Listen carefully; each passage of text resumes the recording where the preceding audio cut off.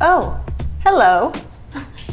Today, Tony and I are going to be reviewing the Nikon D810 versus the Canon 5D Mark III. I've got the 5D Mark III here. We have the same lens, a Tamron 24-70 f2.8, and you know what? Whichever one we like better, we'll keep. Really? Maybe it's time to switch from Canon to Nikon. That would make some people very happy. Some people very angry.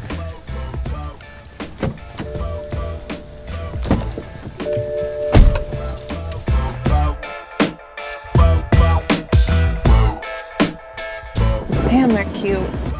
The D810 is a real minor upgrade from the D800E, but they made some important improvements, like they changed the way the shutter works so that now it won't shake around so much and you can actually get some more of that detail from the 36 megapixel sensor. They also made some improvements to the AF system, and frankly the AF system is what kept us from using it instead of the 5D Mark III. The 5D Mark III just always snaps into place right away. The D800E was a little bit slow. So the new Nikon is 5 frames per second. What is the Mark III? I think it's at 6 frames a second. But here's the thing about the D810, you can put it in DX mode, which is like a 1.5 crop. Yeah. And it will do 6 frames a second. And if you attach that big old vertical grip, you know, that makes it look like a D4, then it will do 7 frames a second. Oh, with the extra power. Yeah, exactly. So you could technically get faster for things like sports and wildlife. And don't you also have to account for the autofocusing system? Which camera was it that we reviewed where it could do a ton of frames per second, but none of them were ever in focus? That A6000. Yeah, I think it's like 11 frames a second, and it would get about 2 frames a second. They kind of fudge the numbers, right? Another thing that I noticed is that the Nikon has 50% more megapixels than the Mark III, so I don't know, we should see a huge difference there, right? Maybe.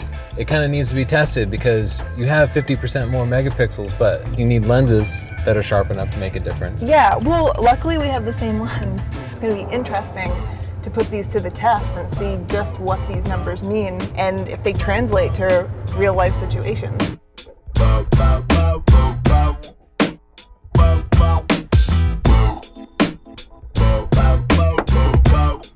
If you had to pick one, New Zealand or Minnesota accent? New Zealand. New Zealand better than Minnesota still, yeah, because they say all their E's like I's and that's fun. Yeah, that is pretty fun. Okay. What are you at, 200? 200, yeah. So right smack in the middle of the frame? Yeah. Here are the two pictures, and this is really interesting because they have exactly the same settings as you can see, but they have noticeably different exposures. Like, just look at the Canon histogram versus the Nikon histogram. Clearly the Nikon is exposed more, even with the same lens and the same settings. So I just dropped the Nikon exposure a bit until their histograms look about the same, and those to my eye, they look about the same.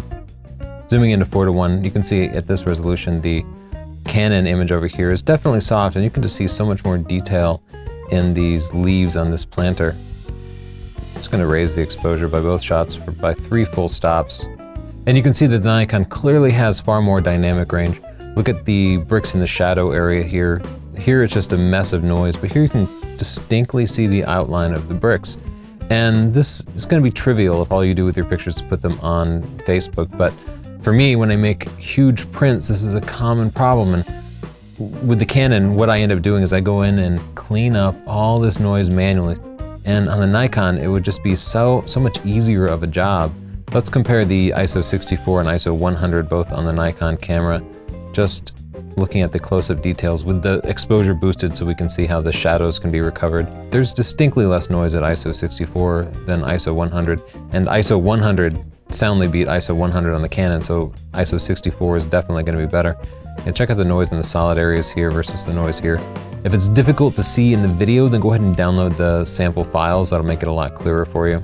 Let's go somewhere else. This is like got a lot of cars and stuff. All right, we'll move on.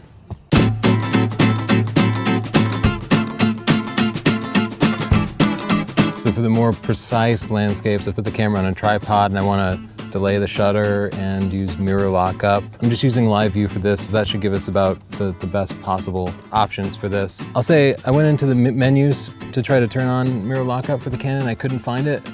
Nikon has a whole mode for it, which makes it much easier to find, but I have it in live view, so the mirror's already up, so that should be fine.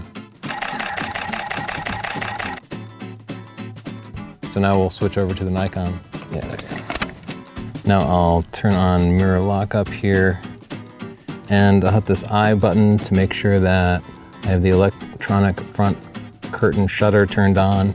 And then I'm just gonna turn on a delayed shutter so that I don't shake it. Exposure delay mode, we'll do 3 seconds. Okay. Now 1, 2, 3. Oh, mirror lockup, I have to push it twice.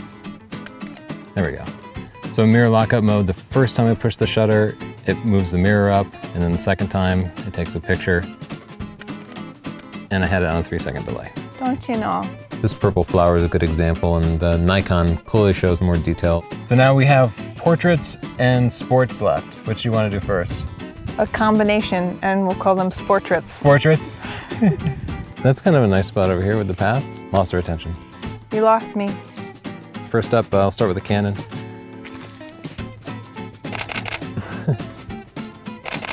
Very nice. Need a haircut. Don't you know? See what I did there? I worked that don't you know right in. All right, that's pretty good. Stay where you are. Oh. I'll switch to the other camera. All right. All right.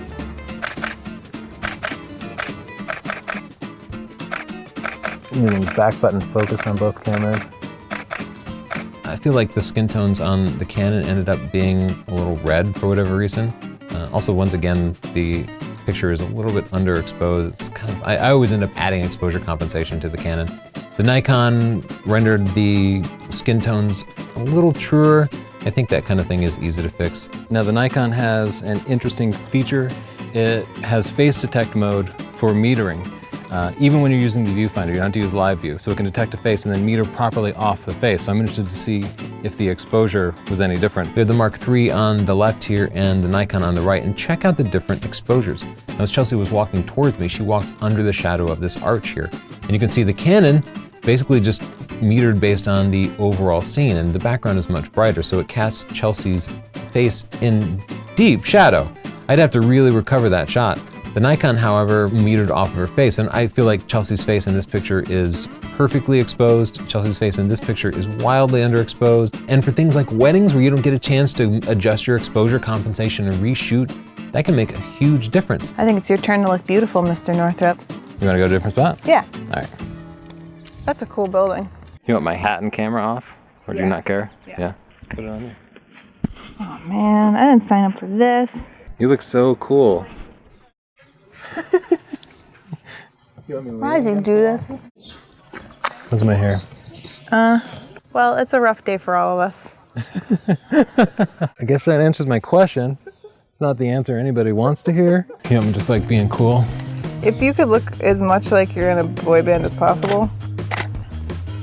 Damn, you look good. But now I'll be like the happy boy band guy. Like I'm just like... No. Look sad.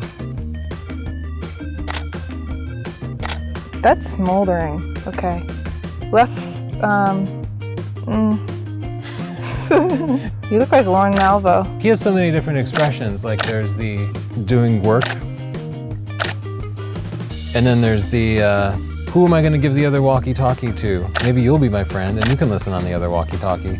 But then there's also the Lester. You wanna see my Lauren Malvo face? Yeah.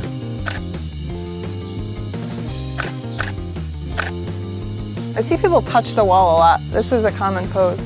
They're like, I love you, wall. What if it looks like I ripped this down, like, fuck you, wall. Let's get one of me like this.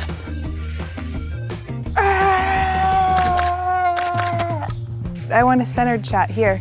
I think it looks like it matches my outfit. Oh, just like a wide shot? Yeah, like I'd down be low? like, oh, like a country girl. I'm trying to like get a whole Martha Stewart. It reminds me of Martha Stewart.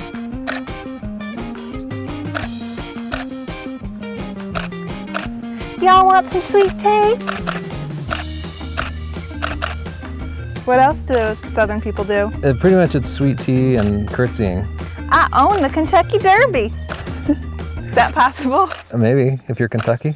Would you like a mint julep?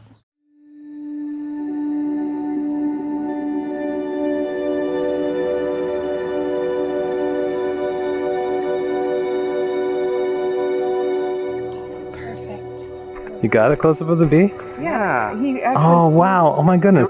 I need to know what these plants are, Tony. We need this for our yard.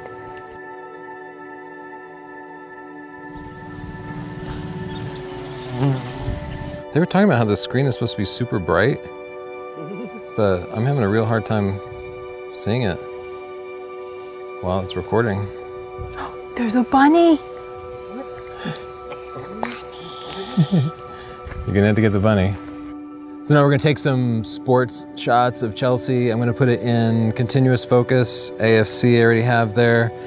Switch this into continuous high, and I'm gonna use the various focusing systems of the D810 to see which works best. We're gonna count how many shots we get per second in focus as Chelsea is walking towards me. Ready? Yeah.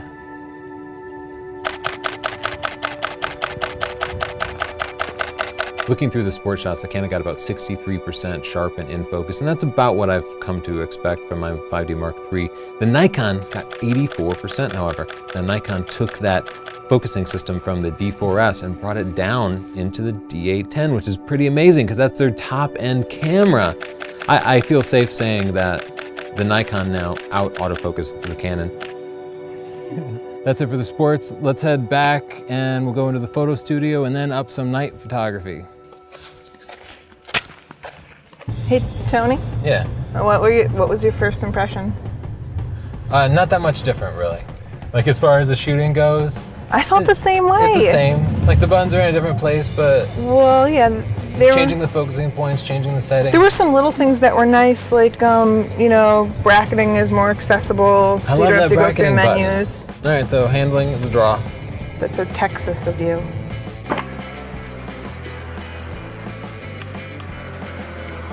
We're doing low-key, dark background, and Chelsea's our model. For studio shoots like this, the most important factors are workflow. The camera has to be 100%. It has to be able to write to 2 memory cards at once, so if you have a memory card failure, you don't lose the whole shoot. But you also need a lot of detail because the art director might end up cropping way down. Or if they're doing a magazine layout, they might have to format it on the page properly.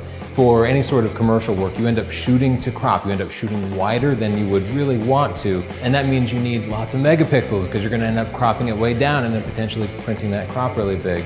So I'm kind of excited to see how the D810 does. The first thing I need to check is to find out its sync speed. Faster sync speed helps to freeze the motion a little bit. I'm also gonna take advantage of the ISO 64 on this because you always shoot at your base ISO in the studio just because you have unlimited light. That did not sync. Still looks like it's a little dark at the bottom. All right, so as you can see here, at 1/250th, there was a little dark fringe at the bottom of the frame. That means it wasn't syncing quite correctly. The bottom of the frame here looks just fine at 1/200th, so I did get a slightly faster sync speed than I do on the Mark III, but that's good, 1/200th instead of 1/60th. Oh, you look good.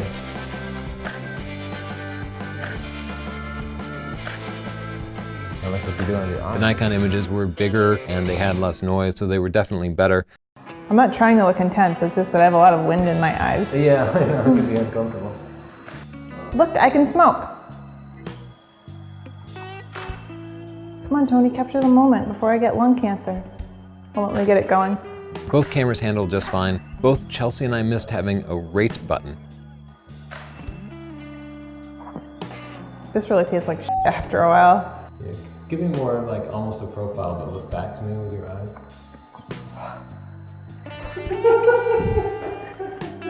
Am I gonna smoke a whole cigar in like 10 minutes? Is that okay for you? This tastes so bad. You're really enjoying yourself. If you do tethering via USB, the Nikon supports USB 3. Okay, I'll give you a break. You can put that out. Smoking is bad.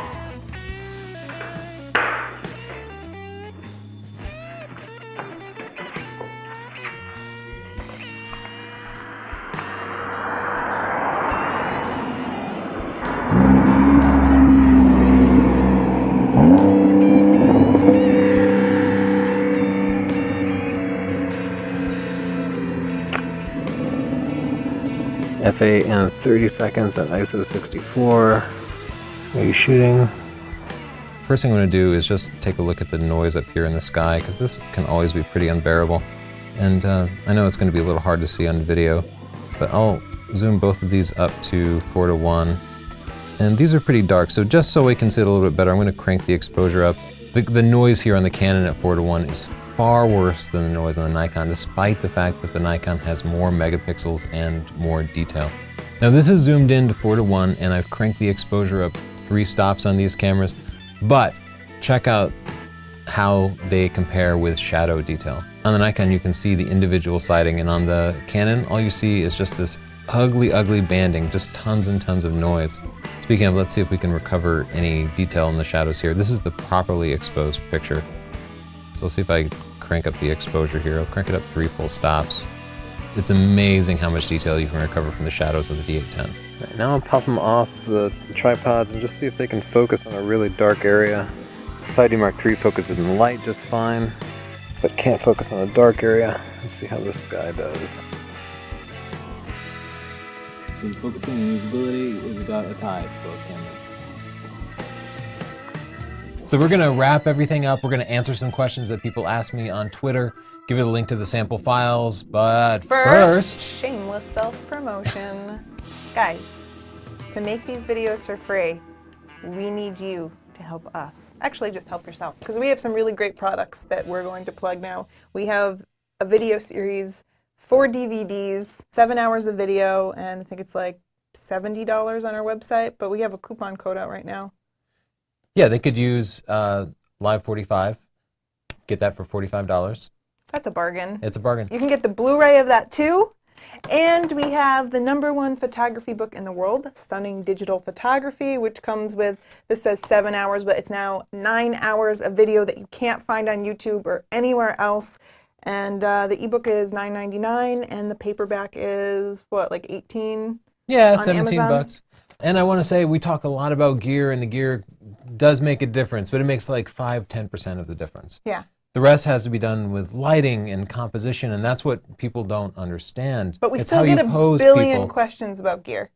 Yeah, and anyway, the book, these DVDs, that will teach you the important stuff. That will teach you the art of photography, and you have to get that right before you go and spend thousands of dollars on gear. Spending a few dollars on some instructional material will make way more of a difference in your photography than upgrading your lens or gear. Yeah. But once you get through all this material, And you want gear, and we If know you do you want to do, learn more because about we gear, get so many questions. yeah. We have a whole buying guide where we looked at so much gear to make this. Yeah, detailed reviews of hundreds of cameras and lenses. We tell you what sort of lenses to get, and it's updated for life. So as new cameras come out, I'll release a new version of it, and you'll get that update electronically for free.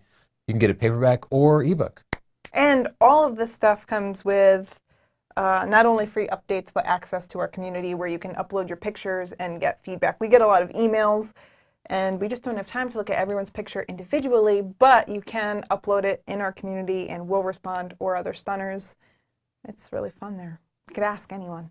All right, so let's Okay, get let's into get the to it. gear. So for landscapes, what did you think? D810 or 5D Mark III? D810.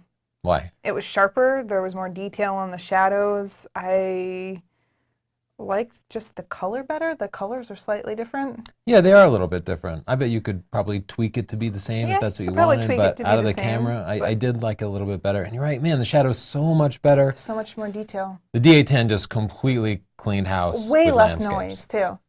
So much less noise. How about for night photography? Oh my God, the D810 was vastly better. You do two things with night photography. You recover the highlights when you have like lights in cities that Yeah. are blown out, and then you recover the shadows. I didn't see any difference recovering the highlights. The D810 was a little bit better. Yeah. It showed the contrast a little bit better, but not too much. The shadows, however, when I recovered those shadows on the Couldn't D810's even believe picture, it. they looked so much better. On the Mark much III, finer there noise. was no detail. Yeah, you and just on the completely Nikon, lost. there was so much more detail. Portraits, who Okay. did you think won? Also, the Nikon. Why? Because the Mark III got like 60% of the pictures in focus.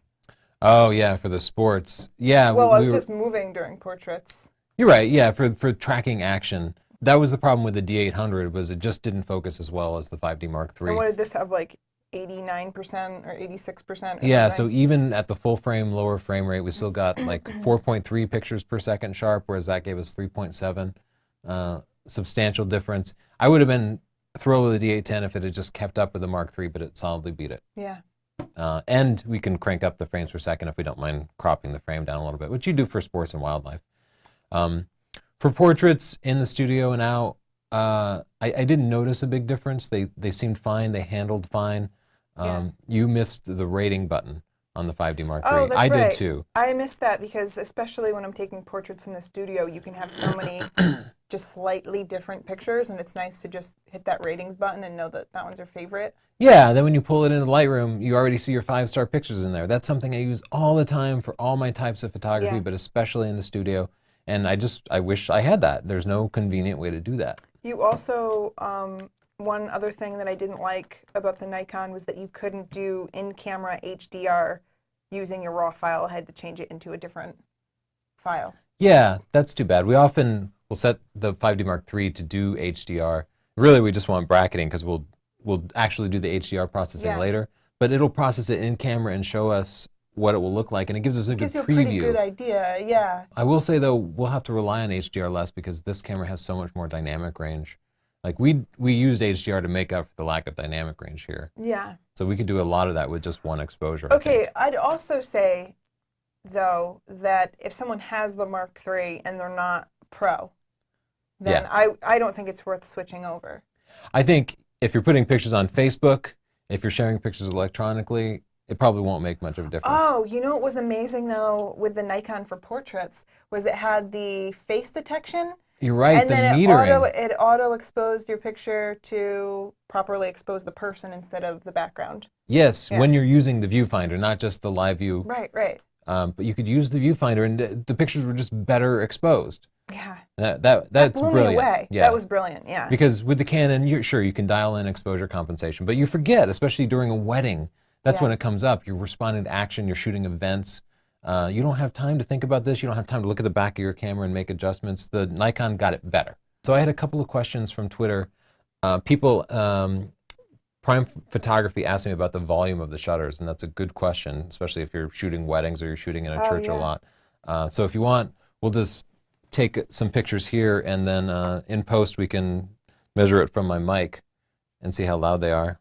So here's continuous high.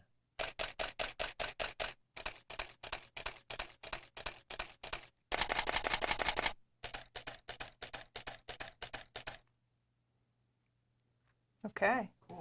That was a cool experiment. Jed Helm says we're wondering about how the D810 looks at ISO 12,800, and we'll provide you sample pictures that we took just out and about so you can examine the noise. All around was better than the Mark III though. Yeah. One thing I didn't get a chance to try, I don't know if you did, was video.